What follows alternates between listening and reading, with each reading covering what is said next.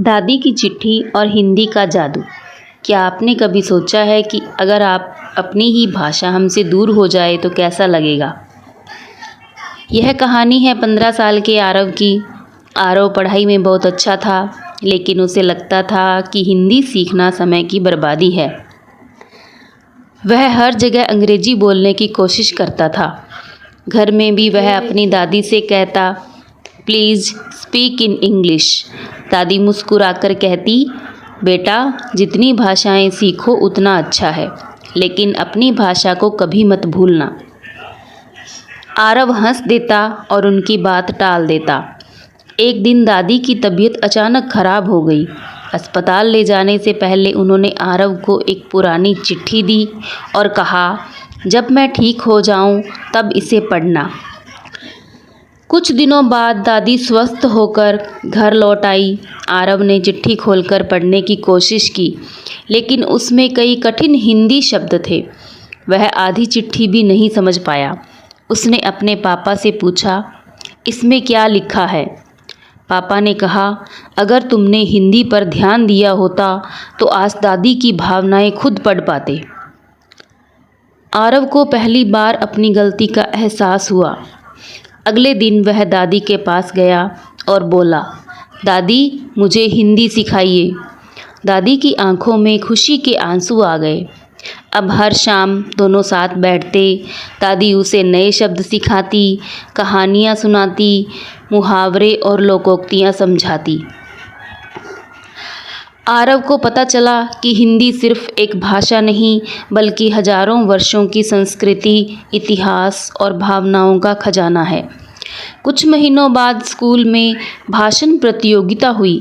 विषय था मेरी मातृभाषा का महत्व। इस बार आरव ने पूरे आत्मविश्वास के साथ हिंदी में भाषण दिया।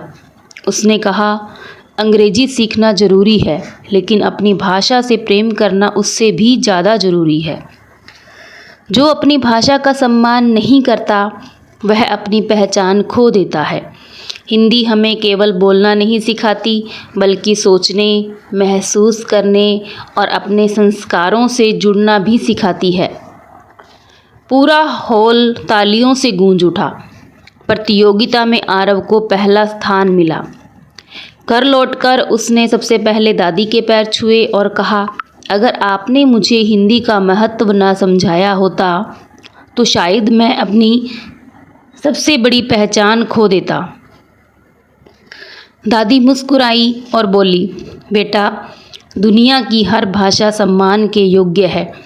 जितनी भाषाएं सीखो उतना अच्छा है, लेकिन अपनी मातृभाषा वह जड़ है जिससे हमारी पहचान और संस्कार जुड़े होते हैं। उस दिन से आरव ने न केवल हिंदी पढ़ना शुरू किया, बल्कि हर सप्ताह एक नई हिंदी कहानी, कविता और पुस्तक पढ़ने का संकल्प भी लिया। धीरे धीरे उसके दोस्त भी उससे प्रेरित हुए। उन्होंने मिलकर स्कूल में हिंदी दिवस मनाना शुरू किया। हिंदी में वाद विवाद, कविता पाठ और कहानी प्रतियोगिताएं आयोजित की। कुछ ही समय में पूरे स्कूल का माहौल बदल गया। अब बच्चे अंग्रेजी भी सीखते थे और गर्व से हिंदी भी बोलते थे। कहानी की सीख। भाषाएं कभी एक दूसरे की दुश्मन नहीं होती। जितनी अधिक भाषाएं सीखेंगे उतना हमारा ज्ञान बढ़ेगा।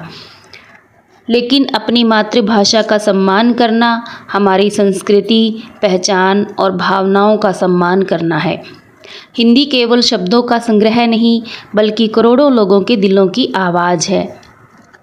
अगर आपको अपनी भाषा पर गर्व है तो आज से रोज़ एक नया हिंदी शब्द सीखिए और उसे अपने जीवन में इस्तेमाल कीजिए।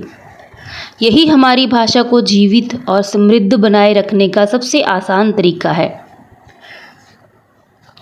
धन्यवाद।